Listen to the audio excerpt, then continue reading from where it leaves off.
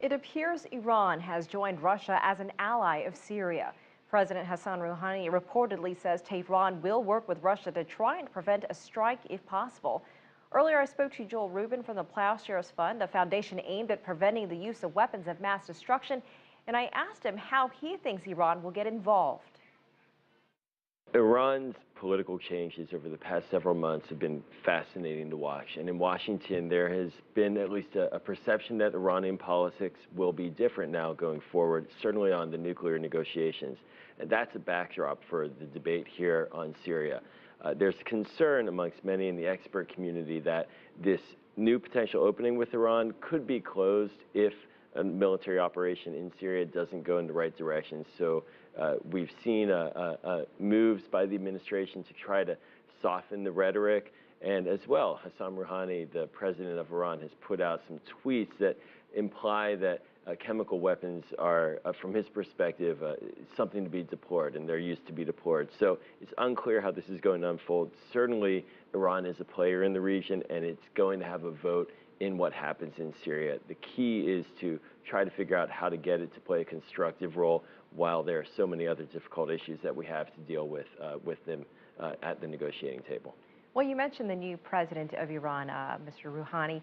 What do we know about him? I mean, this could really be his first big test. Well, he came to office with a mandate to change Iran's image overseas, and he called for a different foreign policy, a more moderate foreign policy. Now, there's a reason for skepticism about this because, frankly, Iran's foreign policy is ultimately controlled by the supreme leader. But that said, when the Iranian people voted, they chose him, and they chose that type of approach. So in his early days in office, he's appointed a foreign minister who is seen here in Washington as a moderate figure, someone who studied in the United States, and he's put out statements about how the nuclear program, the negotiations, that they should go forward and that they should be productive. I want to get your opinion on a post-Assad Syria, Yes. whether it happens sooner or later. What would that look like? A post-Assad Syria is one that is going to have to be managed well. It's going to require a variety of players who are engaged right now to take efforts to ensure that the country does not implode.